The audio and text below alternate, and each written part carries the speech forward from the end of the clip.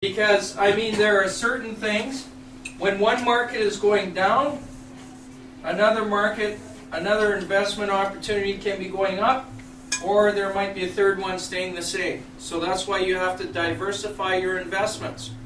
I have no sympathy for people who put all their money in mutual funds and then start crying.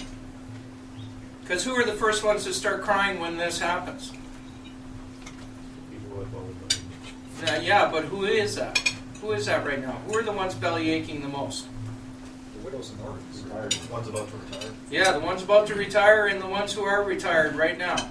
Because they put all their money there and then they're crying, whoa, the stock market went down. Well, that's the risk of investing.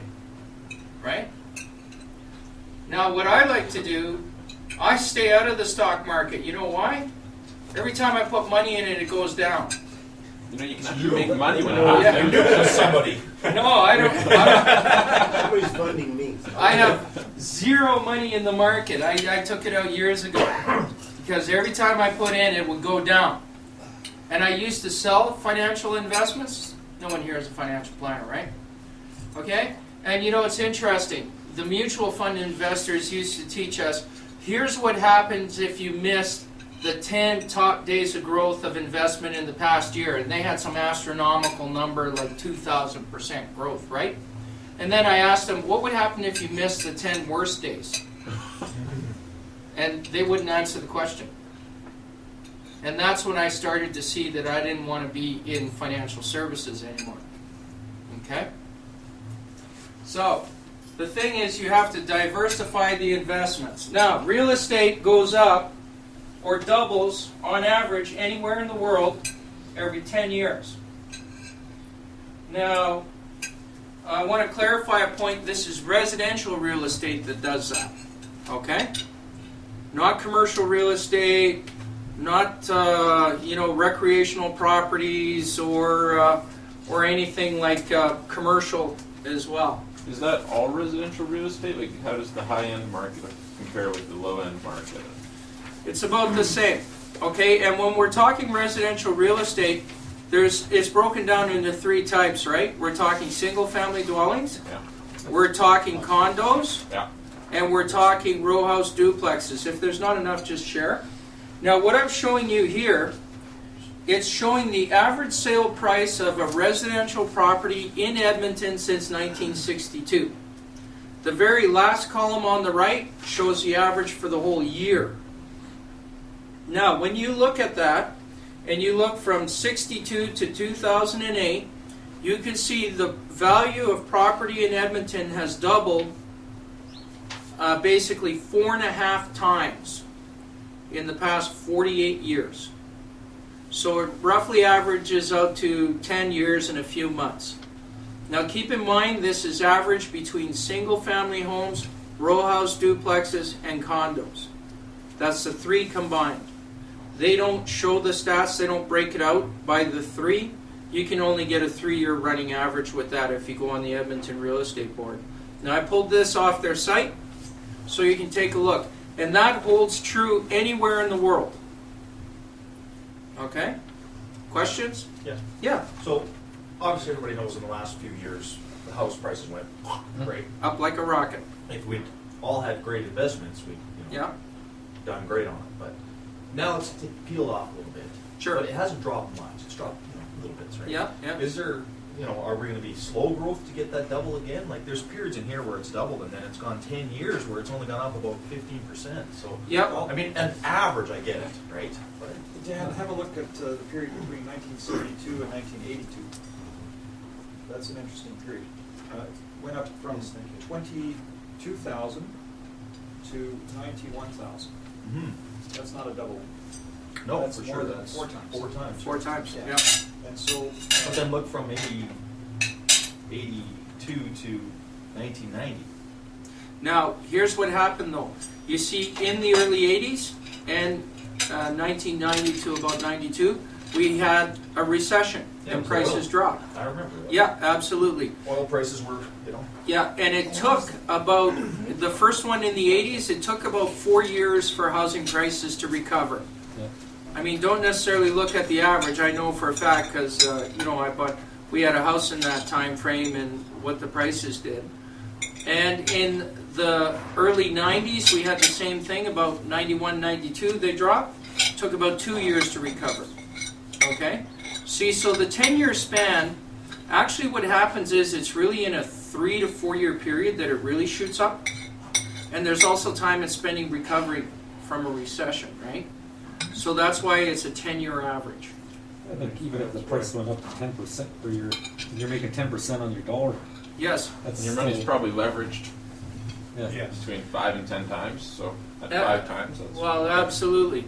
That's right. And that's why they call it a boom too, because it is, it's like creeps along like this, and then for whatever reason, something happens, and it happens all around the world, where all of a sudden they just go through the roof. The last time that happened, it was about an 8-year recovery until it even started to increase again. When was that? Well, the 80s during the oil. Well, it took about actually 4 or 5 years, I think, to recover. 1982 was 92,000. Yeah. And 1990 was 94,000. So Yeah. basically the same dollar in 8 years. Yeah. So what are you doing in that 10-year period? Renting the property. Now, what are you doing? Buying. Buying. Absolutely. When the market is down, that's when you're buying. You're not buying while the market's going up. Well, that's got to be now, right? Because It is we've got a chance to buy when things are down. Yeah. Interest rates are at leveled up. all-time Now. low, really. Yeah. Interest Now. rates were 19% back then. Yeah, absolutely. And even the provincial government was subsidizing mortgage interest rates, right? Now, how are you going to take advantage of buying those properties when they go down? You've got to have money in that profit account. If you don't have the cash, you won't be able to buy. Okay? So this is why you always have to have a profit account in there. Brad right now is at the point he reinvests 92% of his income. And he lives off like something like 3 or 4 million. And he invests all the rest. So you figure out the numbers there, right? It's Okay. tough to live off of that. That's good. Yeah. But you can still, you can still buy houses And- without the money, and if you have joint venture, there's lots of different ways to Absolutely. get into the market. So you're, See, the And- problem is most people don't take advantage of when times are good and put money away, they spend it. And then when the times hit like this, and you don't have the money to invest, when you could really have an opportunity to spring load your, Yeah. Check out how many RVs and quads Yeah. and everything are going to go up for sale right away. Yeah, because what you do is you create your wealth here, and then you start buying your toys from this. If you start buying your toys here, you'll never do this part, because that's where your money will always run out. So that's why you have to develop the discipline and the rule to put money in that profit account every single month, starting when? Now. Right. Now. Yes, sir. If you didn't start 10 years ago, and you haven't started, start today. Yeah. What about borrowing to invest? Okay, we'll get Or to you that. get Okay. That's our very next question, or actually the next part. So what you also have to do, though, is when you're investing in real estate, is you've got to set up your rules of what you're going to invest in and how much you're willing to spend. Now, I have my basic rule, is I will only invest in multifamily units. Duplex, threeplex, fourplex, sixplexes. Reason being, here's why. Single family home, right? SFD, single family dwelling. And here, like I got a threeplex, for example, right? MFD. Yeah, multifamily dwelling. Okay? So over here, we got one family paying rent. Over here, we got 3 families paying rent. What happens if this renter leaves? Got a problem. Zero cash flow. And the way I like to set it up with my multifamily is one renter covers all the costs, or one and a bit, and these 2 are pure profit, cash flow. Are you doing that off, like, say, a house? Like, you can now suite houses, I've heard they've changed the regulations there. So are Well- you doing that off a single house, or are you doing, like, you're talking about duplexes and things like that? Well, this is, for example, a threeplex. I've got another single-family home that's fully finished basement with a suite, Yeah. and one up top. Guess what? 2 renters. Okay, so you set it up like that as well. Yeah, absolutely.